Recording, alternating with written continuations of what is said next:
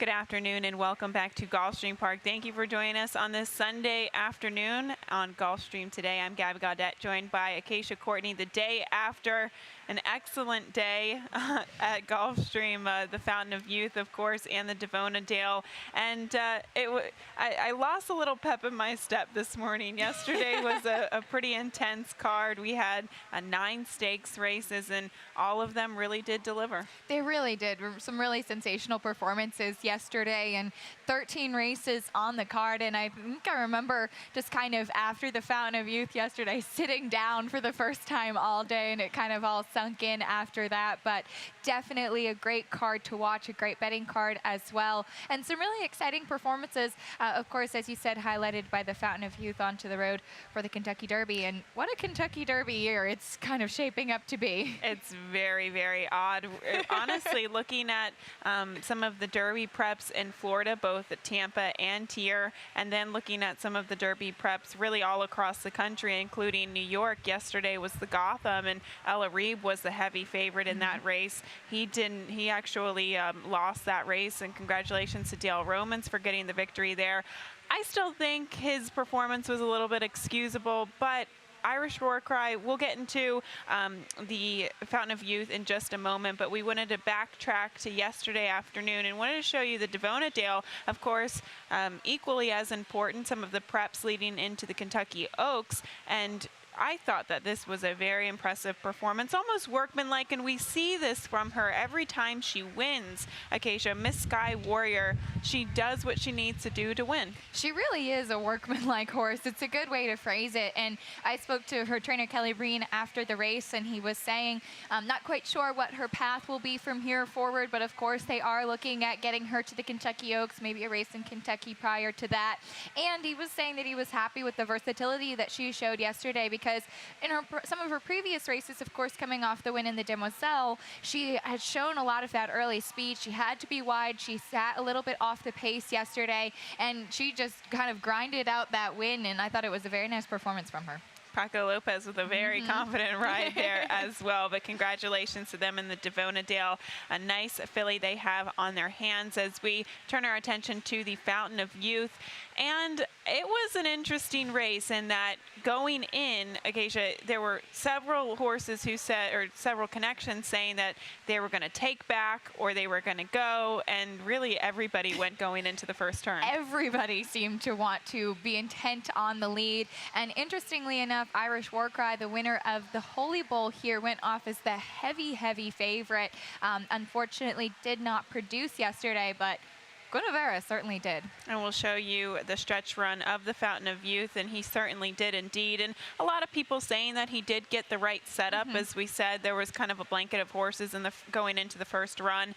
But you can't discount this horse's performance, and I think of all of the horses that are on the Derby Trail, he probably has the most consistency to him. He was second in the Holy Bull. He was hindered by the pace in that race. Of course, Irish War Cry left to his own devices on the front end in a slow pace. So he won that race legitimately, and it was really exciting to see Antonio Santa. He was so happy after the race. It was really cool. I mean, I think he made it all the way to the first turn. He went running down the racetrack, and it's just so great to see that kind of enthusiasm. I don't know how many people they were able to fit into the winner's circle, but it was a lot. And he really has been consistent, so it's cool to see him, and for local connections here, running consistently at Gulfstream as well. And some nice performances, tough-fought performances from Practical Joke and 3 Rules to be second and third, but an explosive victory there. And Irish War Cry, of course, going to Twitter and seeing Grand Motion, he did say that really he found no problems with the horse. He came back okay. He shipped back to Palm Meadows, and everything seems to be fine with him. Maybe he just regressed off of his performance in the Holy Bull.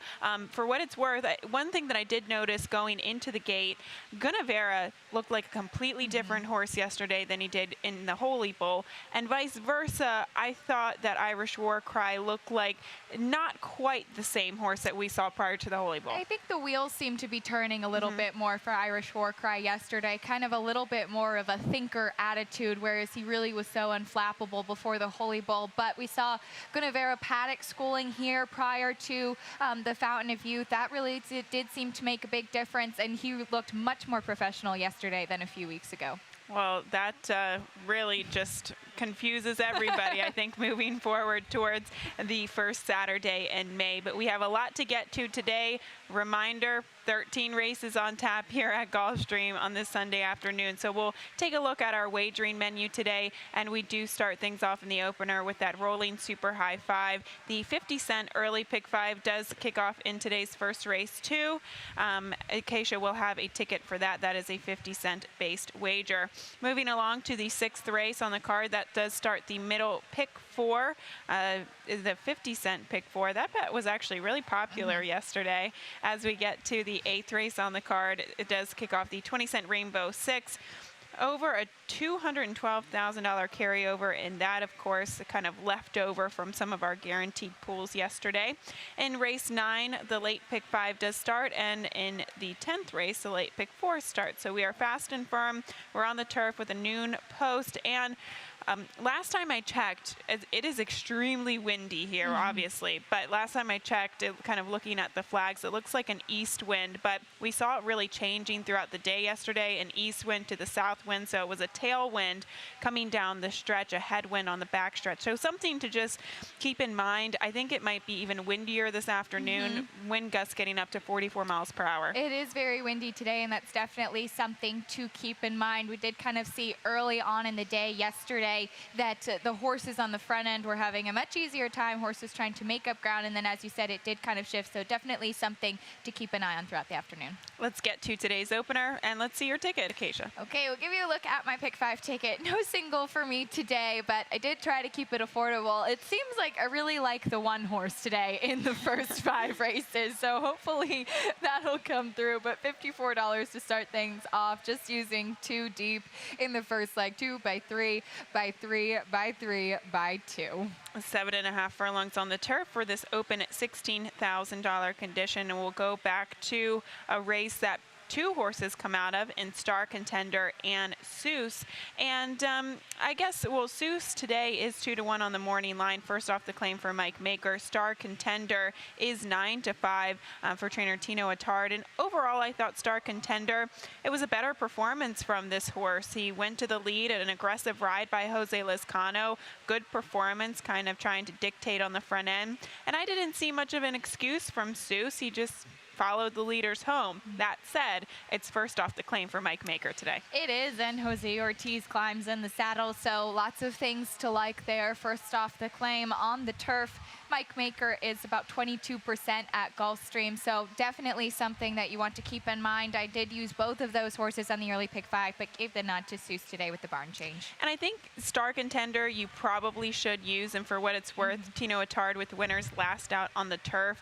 He's 2 for 16, 13%, just not a big sample size, so I think it's hard to hold him accountable for a negative ROI there, but he might be the lone speed in here once again. It doesn't look like any other horse has a lot of speed, so he very well could. We saw speed be pretty strong on both surfaces yesterday, especially with the wind situation, so he could be left to his own devices again. He could, and as I said, that's why I do think that you have to use both of them. I saw that same stat that you did, but Jose Lizcano stays aboard, and if he is able to dictate like he did last time out, he definitely could be dangerous in this field. Could be a formful way to kick off the early pick 5 in race 1 as we get to the second race. The 6250 9 winners of 2 lifetime event 1-turn mile on the main track, and Antonio Sano brings out the 1 High Dandy, who is the 9-5 morning line favorite in here. I think you and I both go against this horse because of the fact that he hasn't won in quite some time, and he is 1 for 19 on form. Just looks a little bit pace dependent. He does, and that's why I did take a little bit of wait and see with him. He's dropping in class, which probably explains the low morning line price in here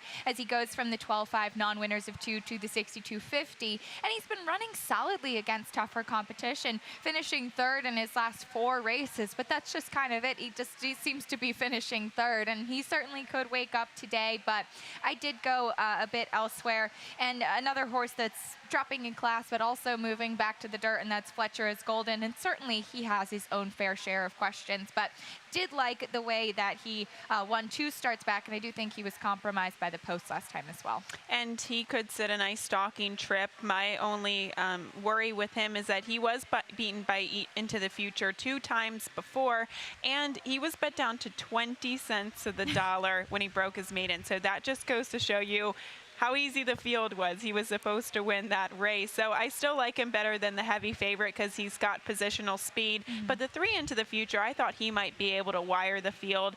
He did get away with slow fractions last time out, but I don't see a lot of pace in here. So he could kind of do the same thing. And he has limited starts on a fast main track, only 3, and he's been in good form in those 3 races. Singleton was much the best 2 starts back. I just think that he could have the tactical advantage. This is the right level for him. It is the right level for him, and he's been pretty consistent. I did kind of think that the 2 comps of Fu on the stretch out might show a little bit more speed, but I don't think he's nearly as fast as Into the Future, so speed will definitely be his best weapon today. Let's get to the 3rd race, an allowance optional claimer as we get to the main track at 7 furlongs. And you and I both land towards the inside with the number 1, Impressive Edge. And I kind of tried to handicap this race in predicting the big picture of it and how it might be run. And I saw that maybe My Tai Went On was going to be on the lead. Do You Want a Salsa just to his outside could potentially press, and maybe Alex again would be a type of horse to stalk and make that first run into a pace that could collapse, whereas I want a horse that's going to make that last move, and that's what I saw from Impressive Edge. And I saw it exactly the same way. I did think My Tai Went On would be the main speed. Certainly Always Dude is one that likes to be on the front end, but he's stepping up from $16,000 claiming level. I think he meets a much tougher field today, and I don't think that his speed is perhaps legitimate against this level of competition. So Impressive Edge could certainly come running, and after he broke his maiden off of about a 6-month layoff, they really thought so highly of him to put him into the grade 2 Swale, and he did finish 4th in that race, beating about 9 lengths, but again, he was stepping up right from his maiden win to a grade 2 event against some very tough company. We're just talking about 3 rules, finishing 3rd in the Fountain of Youth yesterday, favorable outcome, a very determined victory that day. So a tough competition, and pace-wise, it could set up for him. And that's how I saw it as well. But we do have the 6th, Alex again, second off the layoff for trainer John Service, does get the blinkers on for the first time, and he comes out of a pretty legitimate race. I was questioning Malagasy and, you know, if his maiden score was legitimate. He came back to blow the allowance field away, so he does look like a legitimate horse, and I think we have a stat for the connections. We do. In the past 5 years, this is on trainer John Service. First time blinkers in dirt sprint. Definitely a little bit of a vote of confidence here for Alex again. 16 for 62, 26% win, a 222 ROI, and finishing in the money more than half the time. And as you said, that was coming out of a very strong race. Malagasy won by 7. That was also his first time with the addition of Lasix. So they tried adding Lasix last time. Now they add the blinkers, and he certainly doesn't find a cushy spot, but I don't know if he's going to have a runaway winner like Malagasy in here, and definitely one to respect. I did use all 3 of those horses in the pick 5. And it's a dude. I could see maybe someone looking at this horse, but the blinkers go on. He made up so much ground last time out, and if you remember, Northern and another horse were kind of dueling on the front end, and they got so short coming down the stretch. They went very quickly in front of this horse, so I think it really set up for him. I think it did too. And you did see some horses come back to win. White Smoke came back next time out with a 75 buyer, and Sal's Jet did come back to win in Maiden Claiming Company as well. So maybe a good race, but I agree it did set up for him.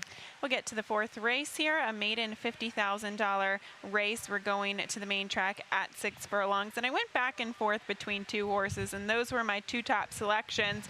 You went in a different direction with the 7. I won want Mo for trainer Eddie Pliza. Good outside post position. And I like the post for him, and we'll show a trainer stat on Eddie Pliza Jr. in the past 5 years, made in claiming dirt sprints in the money last time out. He's 38%, a positive ROI, and 62% of the time in the money. Not the biggest sample size, but it is strong numbers, 10 for 26. And this horse was second last time, yes, beaten about 3.5 lengths, and 2 starts back actually, and made in $75,000 company. He was beaten as the heavy favorite, and he's kind of gone a little bit further down the claiming scale in each start. Now he does stay at the $50,000 level like he ran against last time. He just came into a very sharp runner in Coors Loot last time out. So I'm giving him a little bit of a try today. That's probably because I kept looking to the inside with horses like Yes Darlin' and just deciding I wanted to go elsewhere and find somebody else. And there's no harm in that either. But I want Mo. He is a horse that has that outside post position. He very well could kind of control the race from the outside. But I thought there were maybe some horses that were coming out of stronger races, not necessarily running equivalent Beyer speed figures, but maybe could improve finding a lighter group today. And that came by the way of the three matter of Factor, a second-time starter for John Service. This is a significant drop in my opinion. He's coming from open maiden special weight company to the maiden $50,000 tag today, and he was running against Diamond Jim, really nice first-time starter for Todd Pletcher, and we also saw Switzerland, who was a highly touted first-time starter for trainer Chad Brown. So if you look at the pedigree, you look at that race, and you see how he didn't get off to a great start, and now he's dropping in class.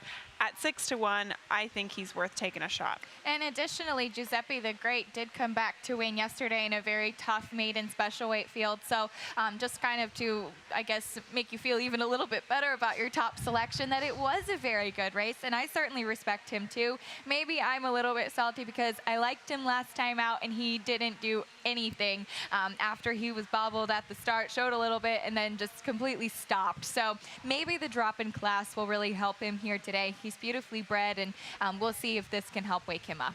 And we also have the one Yes Darling, who definitely has the bottom underneath of him. He obviously stretched out to the mile, then cut back to 6 furlongs last time out. And I think this is a better post position given his running style. He draws the rail. He very well could shoot it out of the gate, and maybe he could wire the field, but I don't think I Want Mo is going to be too far away from him. I don't either, and that's kind of what I thought about it as well. He was game last time out, but it looked like kind of just a lot of horses were closing. Speed is his weapon with the post, but after being beaten last time out, I kind of took a little bit of a pass on him today.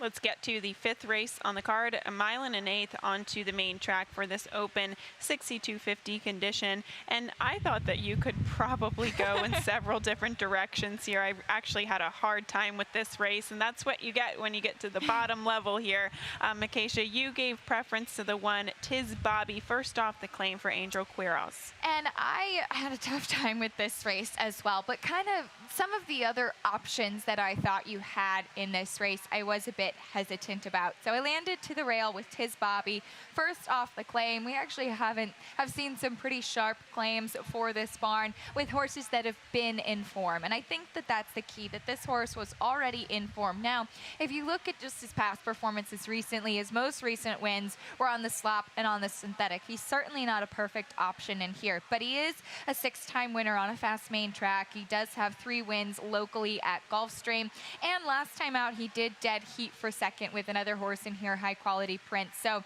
I'm giving him the nod today. By no means would he be a single for me in this field, but that is where I landed. Well, the old 8-year-old, he does know how to win, so you have to give him that. He's a 9-time winner, and he has been competing against open company as of late. I don't mind the claim. I think this is a good post position for him, but overall it doesn't look like there's a lot of speed signed up. The 2 Fenerbahce looks like he's going to be the pace of the race, but the question is, can he get the distance? Can he sustain his speed? So I wanted a horse that could maybe sit a closer trip, and I'm just hoping that some of his back form and back speed can resurface today with the 4 Social Stranger for Jorge Navarro. You look at his races when he was previously trained by Jorge Navarro, and he used to show a lot of speed. So I wonder if we're going to see that today. 2 starts back was his first race off of the layoff, and last time out, he did get into some trouble.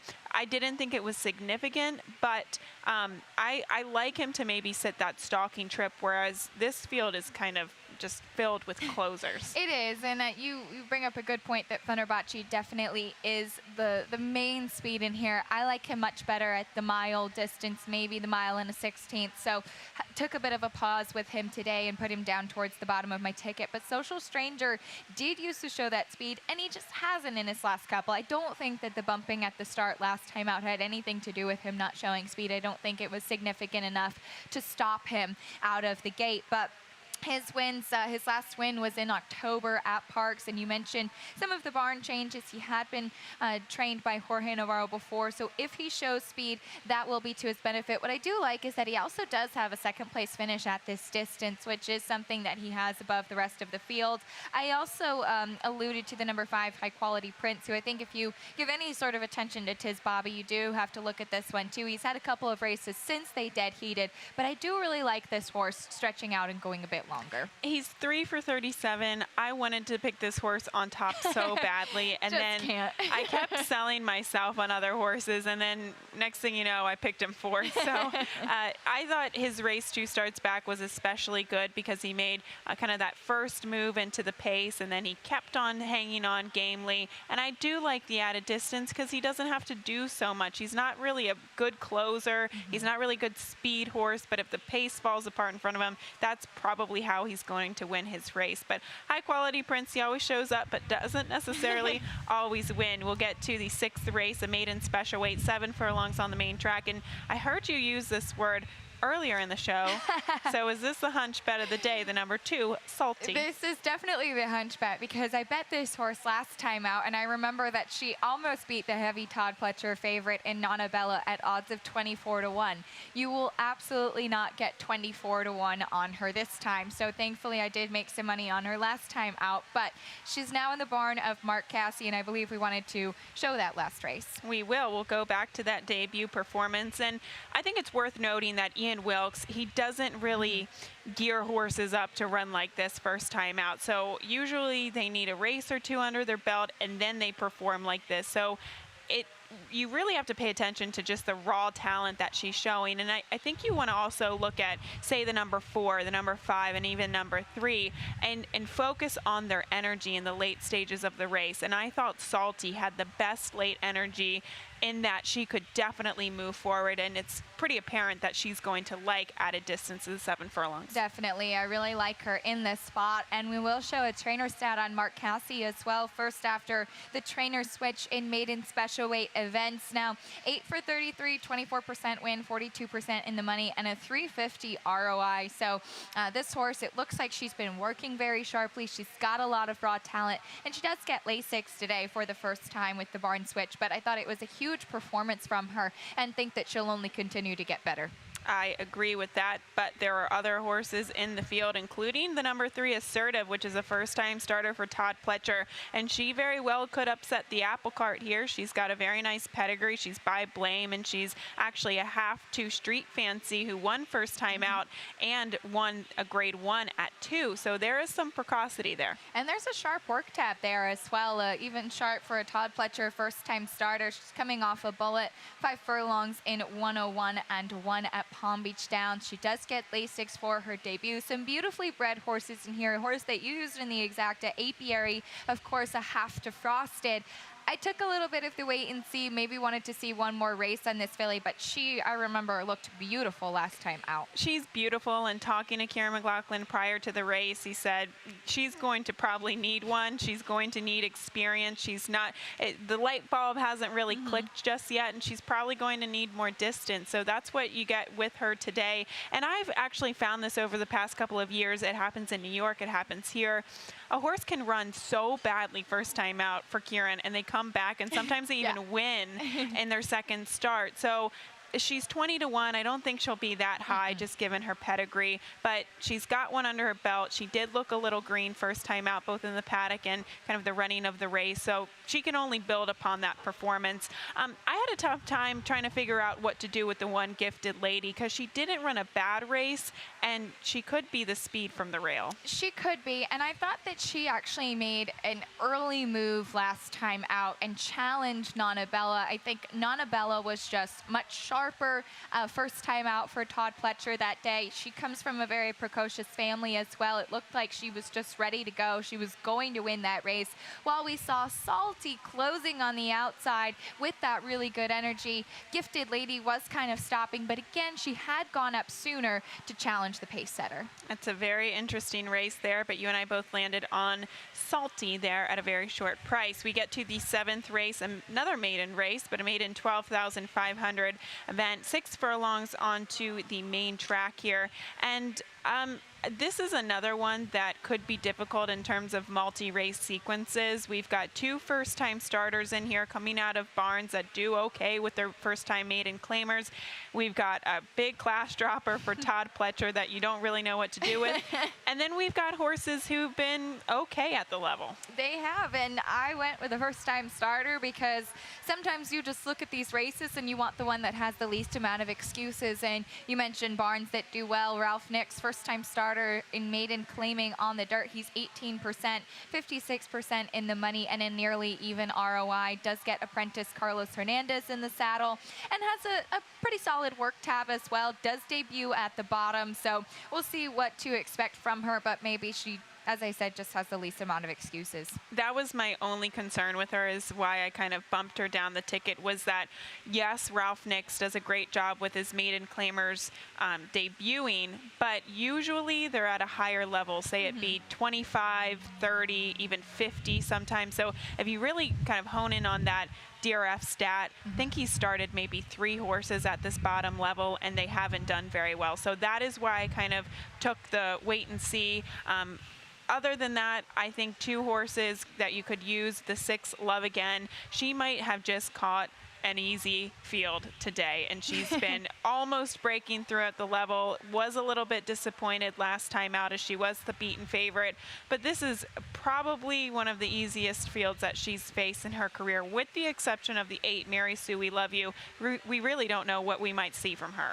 No, we don't, and I like Love Again in here. I certainly respect her consistency. It's just that she hasn't been able to break through yet. She does find a very easy field today, but you bring up a good point about Mary Sue, We Love You, because this is a horse that debuted in special weight. She was a $150,000 purchase, and now she's going to be running for 12.5 on the dirt after 3 starts on the turf. You don't often see Todd Pletcher in a 12.5 maiden.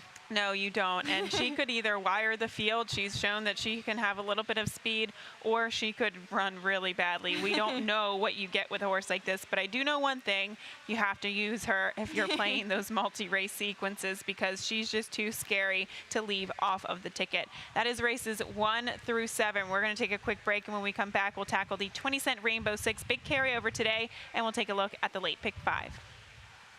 At ExpressBet, we celebrate the champions that make horse racing great.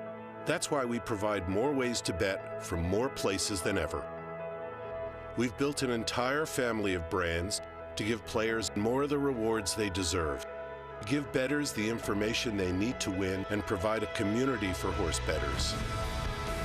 Because the best way to support the champions of horse racing is to champion horse racing. ExpressBet. We are racing.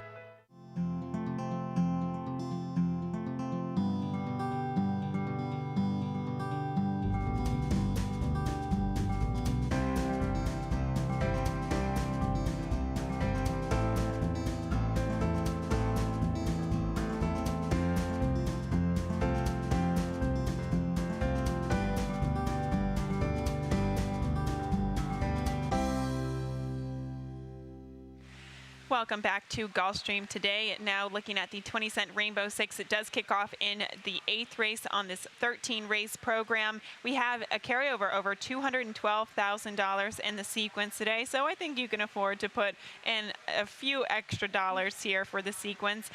will show my ticket here. It is $64.80. I could not find a single, and my first go at this was, I think, in the $80 range. So that's where I'd probably feel comfortable, but we're going to do our best here, just using 2 horses to start things off. I do think that a lot of people will single abbreviate, but I do have an opinion with another horse in here, which we'll get to in a second, the Fort Bernard Diva. As we move along, just using 3 horses by 3, using 2 in the 11th, and then capping it off 3 by 3, $64.80.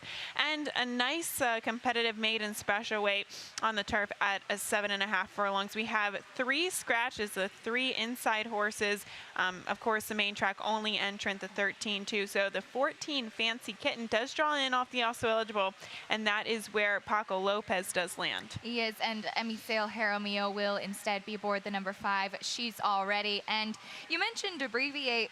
A big performance last time, 1 of 2 in here for Chad Brown, and I do agree that she will be heavily bet after that, but I did think she ran very well. She did, and we'll show you that video spotlight replay just coming down the stretch.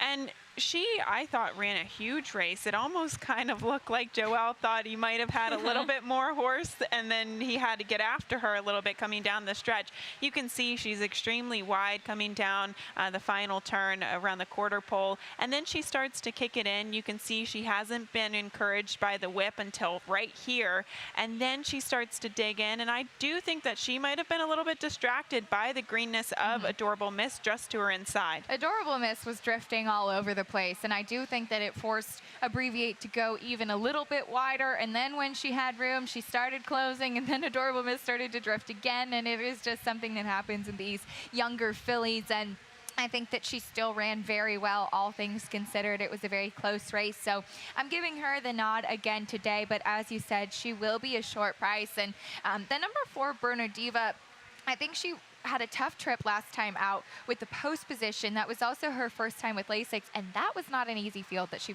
faced last time either. It was not an easy field. You see Scheme in the running lines, Ritzy Rose too, and I think you hit the nail on the head. Her post position really compromised her. When you have an outside post going 7.5 furlongs, good luck if you don't make the lead. And I do think with this rail post position, she very well could make the lead with an aggressive ride by Johnny Velasquez today. And we saw how strong speed was yesterday on the turf too. So I'm hoping that that's the strategy, because if that's not, I think she could have the tactical advantage.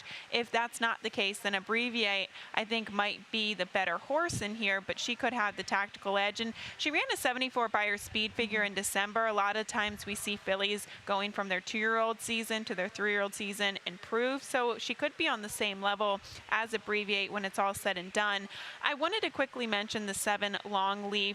I love this horse's pedigree, and I'm all about the mare because she has produced horses that I love. Hold Harmless is one of them for Shug McGahee and Stuart Janney, and another one is Onus, and she broke the track record at Laurel. She's a multiple graded stakes winner. She did take a couple starts to win, but I just love the pedigree, and I couldn't leave her off. It is a beautiful pedigree, and Onus was a really nice turf horse as well. And this horse has some really sharp, flashy work tap, couple of works on the Payson Park turf course that definitely turn heads. Of course, does another head turn with Jose Ortiz in the saddle. I had a little bit of interest in another first-time starter where there's a lot of precocity in the pedigree of Silver Dollar Diva. Now, I do wonder about debuting on the turf. That was one of my biggest questions, but this one is kin to Beautician, who was multiple graded stakes place, won at first asking, second in the Breeders' Cup Juvenile Fillies, and also kin to graded stakes winner Mo Tom. So it's a nice pedigree.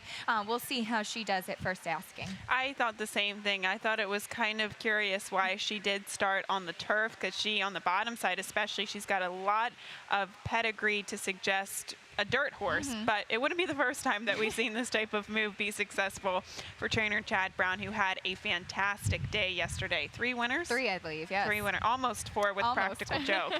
We'll get to the 9th race on the card to kick off the final pick 5 of the day. A mile onto the turf. Acacia, did you find a single? I did not. This was not an easy sequence to narrow in on, so I wanted a little bit of coverage, but kept it affordable. I pared it down as well from where it started. So $36 will do it for me, using just 2 horses here to kick things off. Then going 3 by 3 by 2 by 2 in the last. A little bit of questions in the last, so we'll see if just 2 horses will do it for me if I get there. $36 here. Nice affordable ticket there, $36 flat, and we'll take a look at this race, a state bred allowance optional claimer, and we go back to the performance where both Prince Vincenzo and Favorite Air come out of, and we saw Prince Vincenzo just get beat by 3/4 of a length in here. The 3 Favorite Air you can see down on the inside, whereas the 4 Prince Vincenzo is outside, and I thought made a great move right here. Unfortunately, Favorite Air was stuck down on the inside, and it looks like he might have enough room to go through, and then the seam completely closes up, and then he has to kind of recuperate. He just can't find the right path. Whereas honestly, Prince Vincenzo, he really had an unencumbered trip, and he just couldn't get up in time. It looked like he kind of ran out of real estate. And now the interesting part is it's second start for Lily Curtinez for the 2 Favorite Air, and it's first off the claim for Prince Vincenzo. So a couple of shifting type of factors here. Absolutely. And last time out, I thought Favorite Air coming off of a layoff as well. It was a good point, just had no place to go. And even after that seam closed, he had to tap on the brakes again a little bit. So a very tough trip for him. While Prince Vincenzo, I thought, didn't really have that much of an excuse. Yes, he was a bit wide, but first off the claim on the turf for Kathleen O'Connell. In the past 5 years, she is 0 for 17. I do think that Kathleen O'Connell does excellent work with each of her horses. They always look great physically, and this one does have a bit of back class. So I wouldn't totally discredit him, but I did put him a little bit further down, and I think both you and I wanted something totally different than that race. You go to a class dropper. I went to another one first off the claim. The number 5, just fooling around for Fernando Abreu, will do it for me because I think I'll get a price on him after that clunker of a race last time out. And he doesn't claim that frequently, or at least in the past couple of years anyway, but since the claim had a very sharp work on the main track here and has done well at this level prior to that bad race, plus Jose Ortiz in the saddle. And you get, you potentially could get a good price on him. The 6 Market Strength is one that I did opt for. He's been close against $30,000 claimers. They gave him, I guess, a little bit of a break there, listed as a first-time gelding today. Uncle Guy was a closer in the last race who did wind up winning, but I didn't think the race necessarily set up for closers. I thought Uncle Guy was probably just the best horse in the race, and I like the fact that Amicio Jaramillo is aboard today. It looks like this horse just really either wants to be a bit more forward or really strong, aggressive ride coming down the stretch. So 6 Market Strength for me, but a fun way to kick off the pick 5 as we get to the pick 4. 5.5 furlongs on the main track for this maiden claiming event, and the 3 Mike's Muscle Man 8 to 5. No, thank you. No, thank you for me. It was a heavy favorite last time out, first off the claim for Carlo Vaccarezza, and he ran okay. He was beaten a neck, but you go back and this horse, he's got some early speed, but he just has had no excuse in some of his previous races and just still hasn't been able to get the job done. He was beaten by our man Adagio 2 starts back. Yes, he gets Jose Ortiz today. Yes, he's second off the claim. Yes, he has speed, but I don't want him at that price. Neither do I, and I think 2 alternatives and legitimate alternatives would be the 8 Shot Jack, who gets blinkers on and comes to the main track today. Good pedigree to like the main track and some strong workouts to suggest that he should be okay. He probably just doesn't, I don't think it's a suspicious move to drop this horse to the bottom level after his performance on the turf last time. No, definitely not a suspicious move. He was beaten 11 lengths last time sprinting on the turf, so they'll try the dirt here. It's a good barn, a high percentage barn with Amicio Jaramillo in the saddle.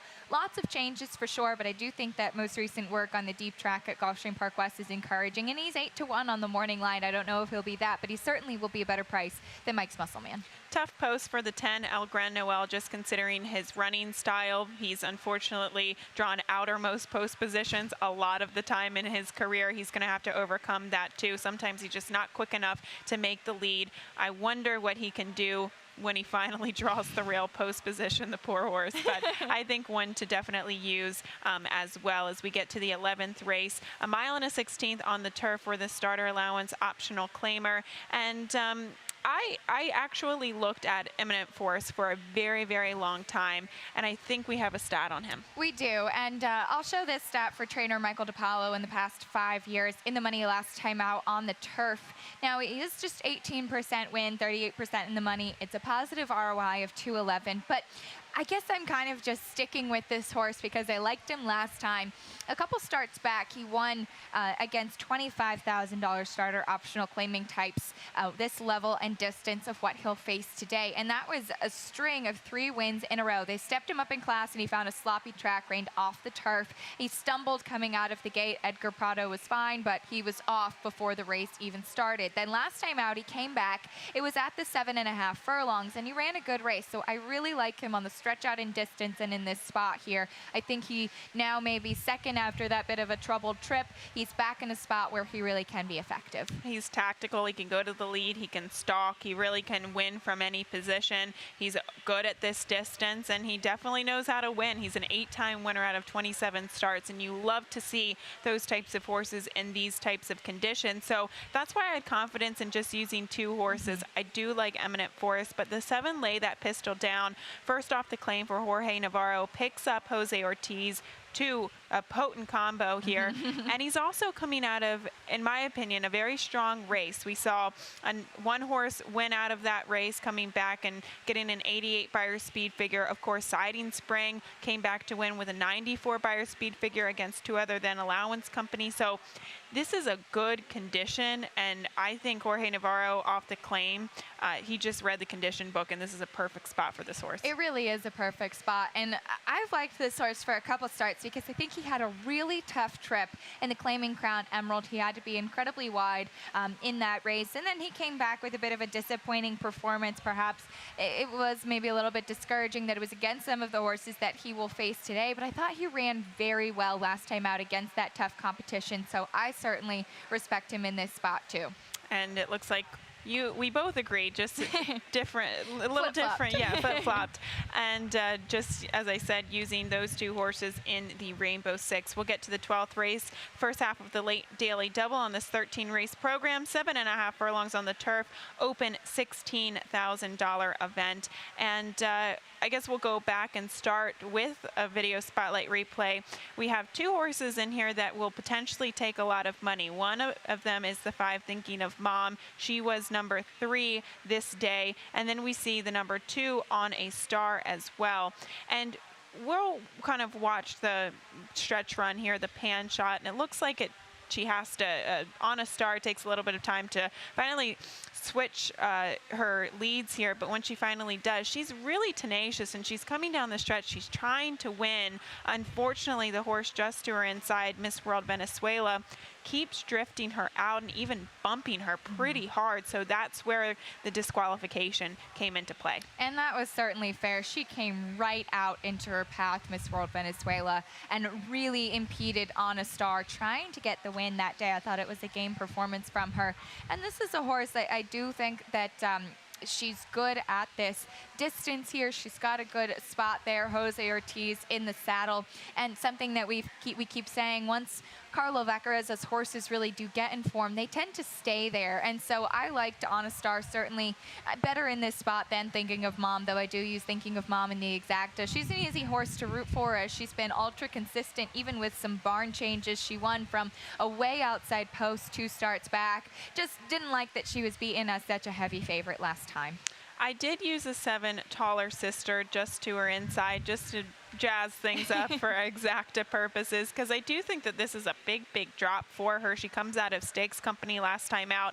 Prior to that, she was facing 2 other than Allowance Company. Now we're still waiting for the rider to heat up. He is 4% here so far. That was a concern, and the blinkers on last time out did make her a little bit keen, so I'm hoping that she can kind of settle herself today. But she's got some back numbers that would make her competitive. I think she fits with this level. This is a right spot for her against Open Company. It is, and I remember seeing her last time out before the Mary Todd, and she's a very good-looking mare still, and she was a bit keen last time. I agree with you. I think she expended some energy early, and she certainly on the class drop could just have class alone help her carry through versus some other horses who have been beaten at this level. we very well could see that, but I do think that the horses that figure to take money are probably the 2 to beat. Was just trying to get creative with Taller Sister there for Jonathan Shepard. We get to the 13th and final race today, 16,000 non-winners of 2 lifetime, 5 furlongs on the turf, and I am sticking with one more horse, one more final time, and that is the 2. She read my text. Off of the layoff, Acacia, she really didn't do well going 2 turns at 1 mile and a 16th. They cut her back in distance. I still thought that was too far. She's not a 2-turn sprinter. She's a 5 furlong sprinter. So right level, right distance. I think she's the speed from the inside. She's definitely going to show some speed. That does look to be the name of her game. And her 5 furlong sprint races are definitely much stronger than the 2-turn ones. I looked at her for a while in here, but I ended up going with a horse that I do like and had a bit of a funky trip last time out. I actually thought could have gotten second. I don't think there was any beating Bermuda Triangle last time out. I just think that he ended up in the right spot. But last time, Graphic Strike was closing pretty strongly, and then you could see on the turf course the tracks from where the starting gate was. He actually ended up jumping those tracks a couple times, and I think cost himself a 2nd place finish that day. Luis Saez does get in the saddle, and even a couple starts back, he ran a pretty good race behind Contractor Jack, who was disqualified in there, but I think he's been pretty consistent in his last 2, so I'll give him one more try today. And as I said, maybe even if Contractor Jack does show equivalent speed as he did last time out and pressure, my top selection, you always want to have a closer or a stalker on your ticket just as a backup plan, and as you said, does come out of a little bit of a tricky race last time out. So using those 3 horses, the top 3, to round out the pick 6, but you did kind of like the 11 Policy Portfolio. I looked at this horse for a long time too. And I'm kind of trying to figure out what this horse's running style is. Now, is a $200,000 purchase running for 16,000 non-winners of 2, but has a bit of strong back numbers. And the maiden win 2 starts back was coming from off the pace versus showing a lot of early speed. So I think there's some versatility for this one for Aubrey Mirage. Well, that is 13 races today. We have excellent races, though. Some of those really nice maiden special weights looking forward to. A reminder, we have that Rainbow 6 carryover, $212,000 in race 8 today. We're going to step aside, and Pete Aiello will be up next with those scratches and changes. Best of luck on today's Sunday program. We have to take care of these horses that, give us so much joy.